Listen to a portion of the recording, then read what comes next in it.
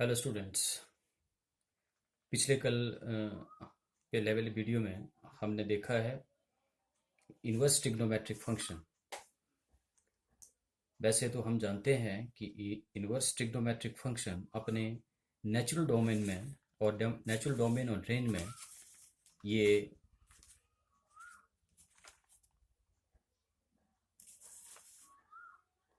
Invertible नहीं होते, परंतु यदि हम रेंज और डोमेन को रिस्ट्रिक्ट कर दें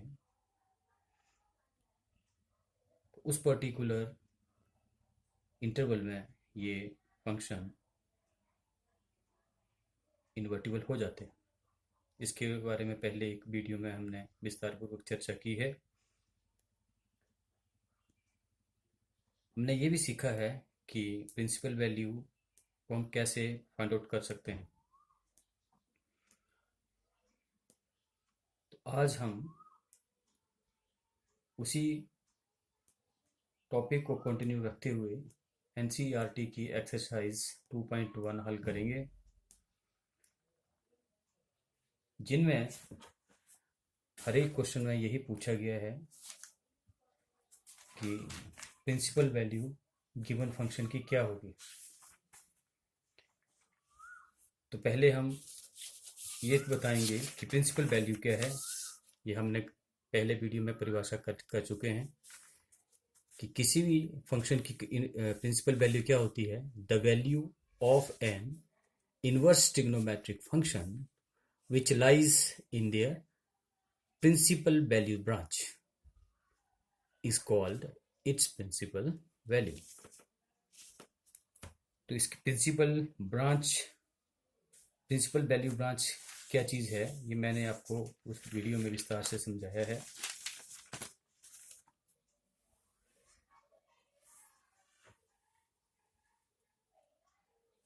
अब मैं आपके सामने इसके डोमेन और रेंज रखूंगा जहां पर ये इन्वर्टिबल है।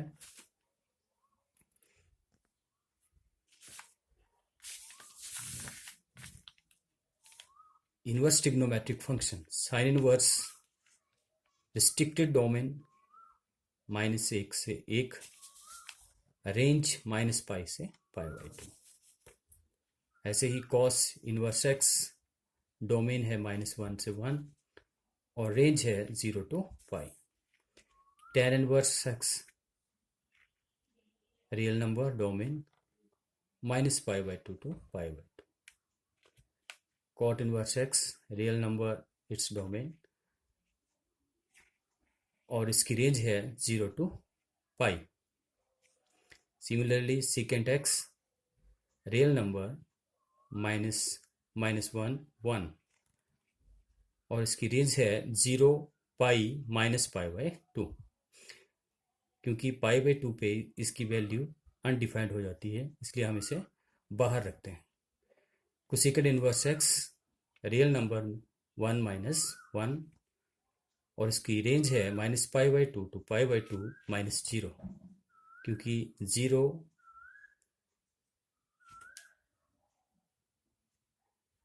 पर इसकी वैल्यू अनडिफाइंड हो जाती है, इसलिए इसे इसके रेंज से बाहर रखते हैं। ये यदि इन दो प्रिंसिपल वैल्यू क्या होती है इसके बारे में पता चल गया और डोमेन और range respective inverse trigonometric function क्या होती है इसका ज्ञान हो गया, तो इसके आधार पे हम क्वेश्चन करेंगे। कुछ क्वेश्चन मैंने पहले से सॉल्व करके रखे हुए हैं। मैं उस पर, जैसे आपकी एक्सरसाइज का है प्रश्न number 1, exercise 2.1 inverse trigonometric function. Question is find the principal value of sine inverse 1/2। तो इसको कैसे निकालेंगे। Sine inverse 1/2 is equal to Y ले लो। वाई यहाँ आप कुछ भी मान सकते हैं, y, theta, phi, psi etcetera. मैं यहाँ पर वाई लेके चल रहा हूँ और this y is belongs to which range -π/2 to π/2। This range for sine inverse x. अब जब ये साइन इनवर्स इसके साथ आएगा तो ये साइन वाई हो जाएगा और -1/2 अकेला हो जाएगा। साइन वाई किसके बराबर? Minus sine π/2। ये माइनस साइन यहाँ क्यों लिया है ये हम जानते हैं, because sine minus theta is equal to minus sine theta. इस आइडेंटिटी का हमने प्रयोग किया है। Sine y is equal to minus sine π/2 और यहाँ y कितना आ जाएगा फिर? -π/6 and this -π/6 belongs to this region, this range. It means if this value belongs to this range, then this is our required principal value. इसी का question number 2 है secant inverse 2/√3। इसको करने का तरीका वही, let secant 2/√3 is equal to y, where y belongs to which range? 0 to pi minus π/2। ये मैंने पहले भी आपको डिस्कस कर लिया है, क्योंकि π/2 पे secant 90 डिग्री अनडिफाइंड हो जाता है, इसलिए हम इसको रेंज से बाहर रखते हैं, which implies secant y is equal to 2/√3 and which implies secant y is equal to secant π/6 and y is equal to π/6. Here π/6 is also belongs to the range 0 to pi minus π/2. Therefore, the required principal value for secant inverse 2/√3 is equal to π/6.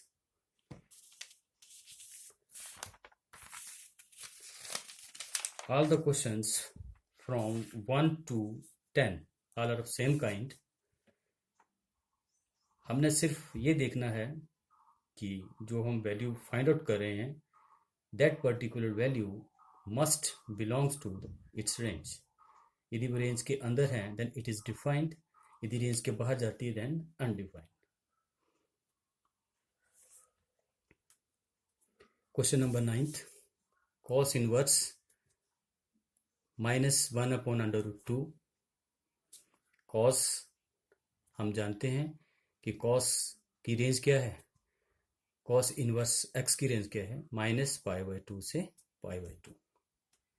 तो करने का तरीका similar same है जैसे हमने पहले किए हैं। cos inverse 1/√2 is equal to theta, और यहाँ थीटा कहाँ पर बिलोंग कर रहा है? 0 to pi. Then cos theta is equal to -1/√2. Then where the cos theta is equal to 1/√2, this is π/4. Then cos π/4 is equal to 1/√2. From here cos theta is equal to cos pi minus π/4, because ये जो minus sign है इसको हम अंदर लें तो किसके कैसे लिख सकते हैं? कॉस माइनस थीटा, और कॉस माइनस थीटा को कैसे लिख सकते हैं? Cos pi minus theta. इसका प्रयोग से हम इसको इस प्रकार से लिख रहे हैं। Then cos theta is equal to cos, इसका एलसीएम लेके हल करेंगे, हमारे पास कॉस कितना आ जाएगा? 3π/4 and theta is equal to 3π/4 and 3π/4 also belongs to 0 to pi.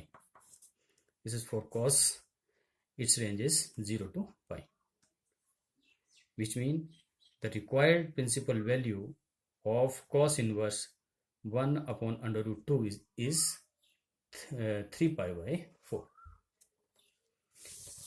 Now question number 10th of exercise 2.1, cosecant inverse -√2। तो हम जानते हैं कोसिकेंट की रेंज क्या है? -π/2 to 2 -0। तो यहाँ मैंने बोल दिया 0, क्योंकि 0 पर ये क्या बन जाता है? अनडिफाइंड हो जाता है, इसलिए हम इसको माइनस कर देते हैं। करने का तरीका फिर वही है, हम इसको जो हमारे पास गिवन इनवर्स ट्रिग्नोमेट्रिक फंक्शन है उसे हम थीटा या वाई या जो भी आप लेना चाहें वो ले सकते हैं।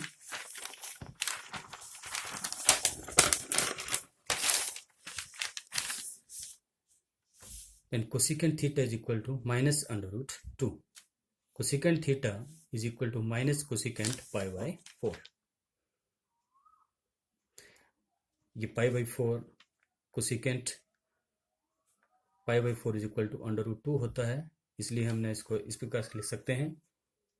Then cosecant theta is equal to cosecant minus pi by 4, क्योंकि cosecant minus theta is equal to minus cosecant theta होता है।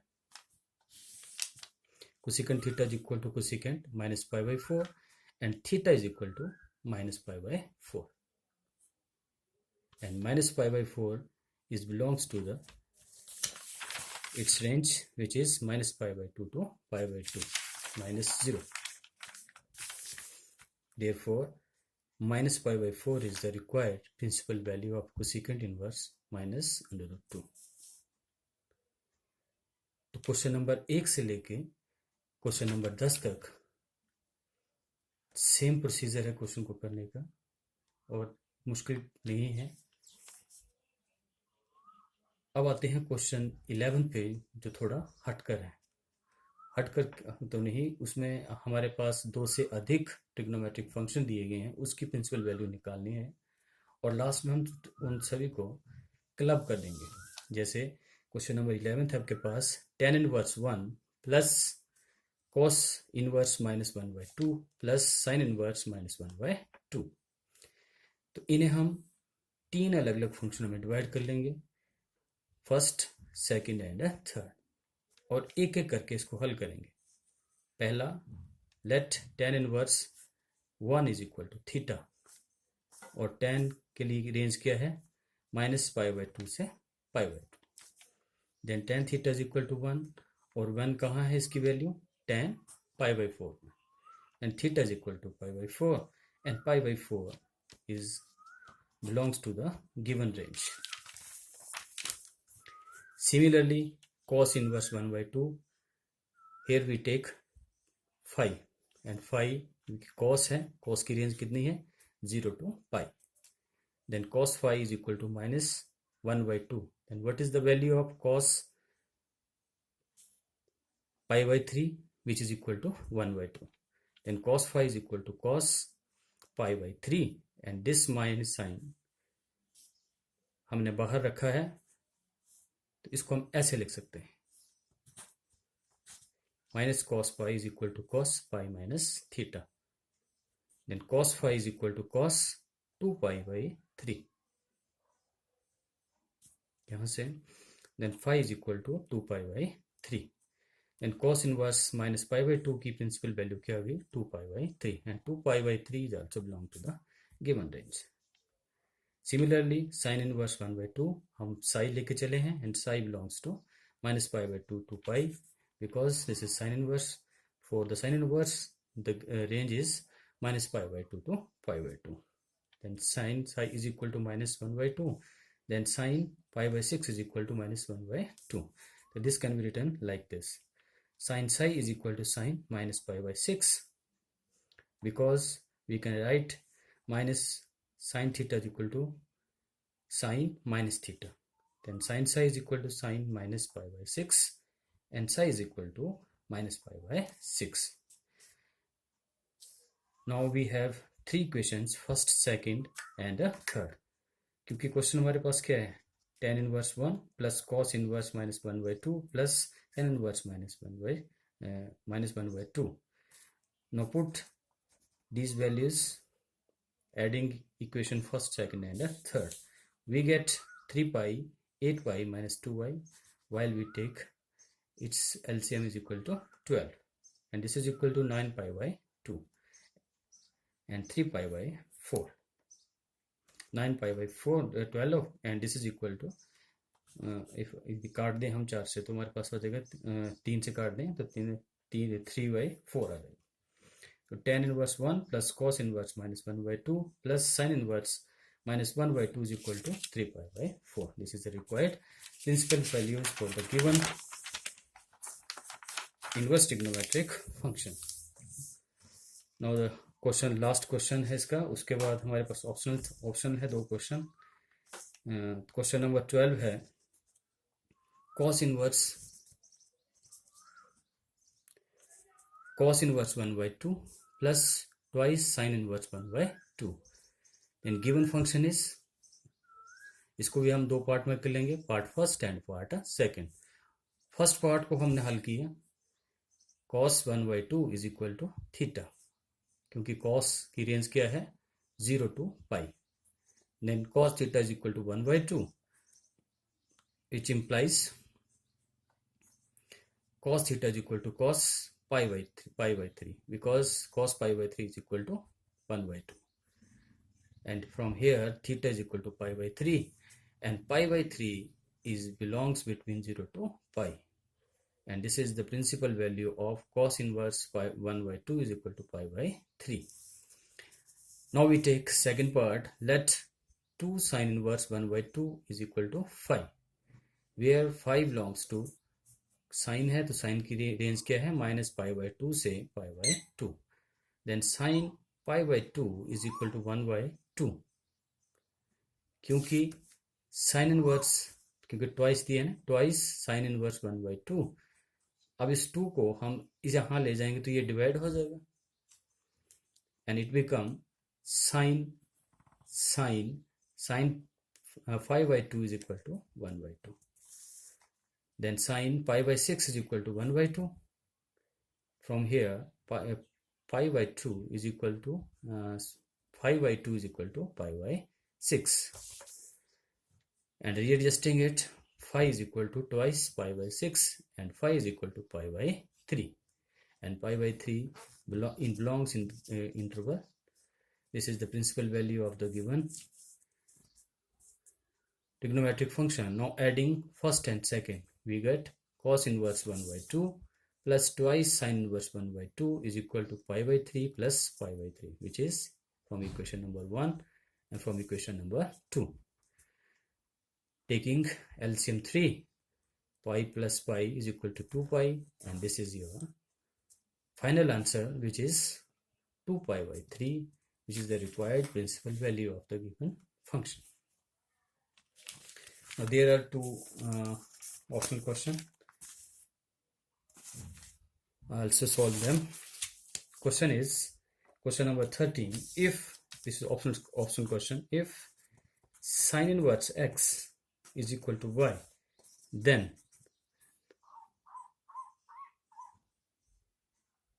we want to give its range.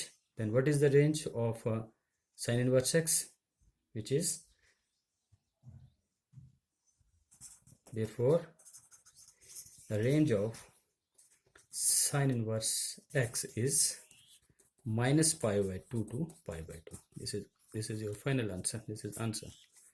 Optional है, अब 4 ऑप्शन आपके पास दिए गए हैं, तो this is right answer. Answer B, option B, question number 13. Now question number 14. Question is tan inverse √3 secant inverse -2 is equal to, और 4 ऑप्शन आपके पास दिए गए हैं. A 5, सेकेंड B पार्ट दिया गया है -π/3, C π/3 एंड D 2π/3. तो इसे हम हल कर लेते हैं. सॉल्यूशन, गिवन फंक्शन क्या है? Given function is tan inverse √3 secant inverse -2. तो इसे हम अगले पार्ट में कर लेंगे divide. This is part first and this is part number second. ये माइनस भी इसमें.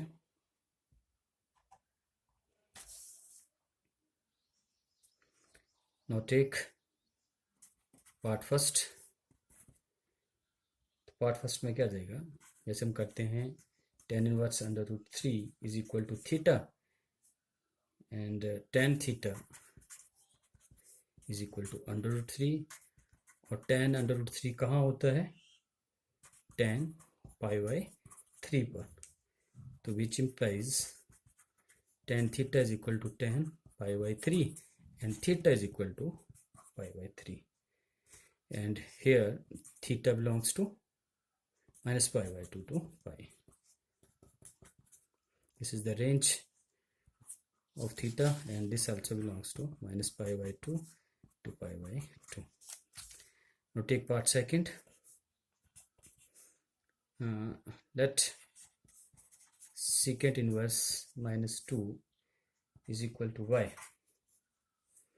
then secant y is equal to minus 2. It means secant y, तो secant की वैल्यू minus 2 कहाँ होती है? secant I think pi by 3. secant है तो secant और cos के लिए हम क्या लिखते हैं? pi minus pi by 3. ये लिखा है ना पहले cos और उसके लिए minus secant theta is equal to secant pi minus theta. It means y is equal to 3 pi minus pi by 3, then y is equal to 2 pi by 3, which implies secant inverse minus 2 is equal to 2 pi by 3. Take this equation as equation number first, and this is second. This equation first,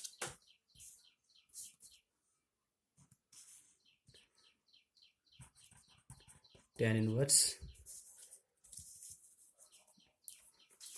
and this is second. Now adding first and second.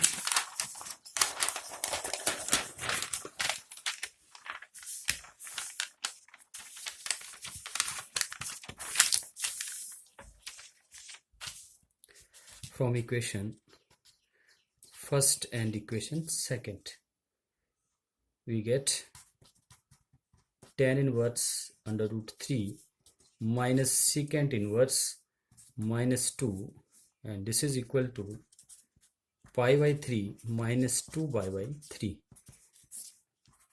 which LCM is 3, and pi minus 2 pi, and this is equal to minus pi by 5 by 3. So correct answer is minus pi by 3, which is option number B. This is all about the exercise 2.1. ये आज के लिए exercise 2.1 का solution है. For further हम जल्द हाजिर होंगे नेक्स्ट एक्सरसाइज लेकर, which is about the properties of inverse trigonometric function. Till then, thank you.